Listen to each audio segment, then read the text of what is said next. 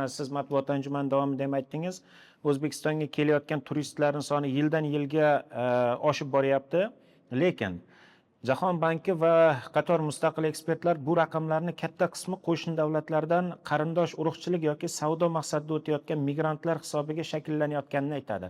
Endi buni bilamiz, Qozog'istondan, Qirg'izistondan tojiklar, nisbatan turkmanlar turli nimalarda keladi. Shu ma'noda dunyo tajribasida turizm samaradorligi odam soni bilan emas, har bitta turistni mamlakatda qoldirgan o'rtacha mablag'i bilan o'lchanadi. Shu ma'noda O'zbekistonga kelayotgan turistlar soni endi juda katta raqamlarda o'sib borayotganini aytyapmiz. Siz mana shu haqiqiy hisob-kitoblar ma'nosida, ularning foydaliligi ma'nosida raqamlar sun'iy shishirilyapti O'zbekistonda degan shubhalarga, fikrlarga qanday munosabat bildirasiz? Elosiki bu bo'yicha Butunjahon turizm tashkiloti UN turizmga kim a'zo bo'lgan bo'lsa, 168 ta davlat adashmasam, hammasi uchun bir xil metodologiya qo'llanadi. Demak, 11 xil toifadagi tashrif buyuruvchilar bo'ladi. Undan 6 toifasi turizm maqsadida kelgan hisoblanadi.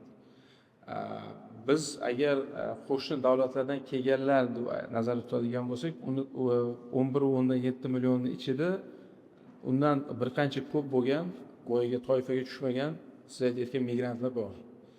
Lekin haligi 6 ta toifa deganimiz ichida har bir toifa kesimida qo'shni davlatlardan keladigan mexanizm ko'rishimiz mumkin. Endi agar siz men aytganda e'tibor qilgan bo'lsangiz, o'tgan yilga solishtirdik, son 30% ga oshgan, lekin eksport uslug 40% ga oshgan. Bu uzoq xorijdan daromad ko'proq xarajat qiladiganlarning kelish soni ko'paygani hisobiga bizda hozir mana 79% o'zimizning qo'shni davlatlar hisoblanadi, lekin shuni 28-30% ham to'lov qobiliyati yuqori bo'lgan qo'shnilarimiz.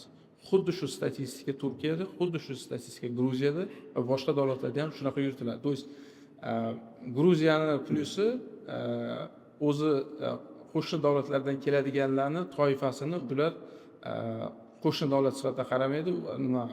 Biz hisoblaymiz uni qo'shni davlat условно adashmasam Qozog'iston $250 hisoblaydi bitta turistga kelib ketib qiladigan xarajat.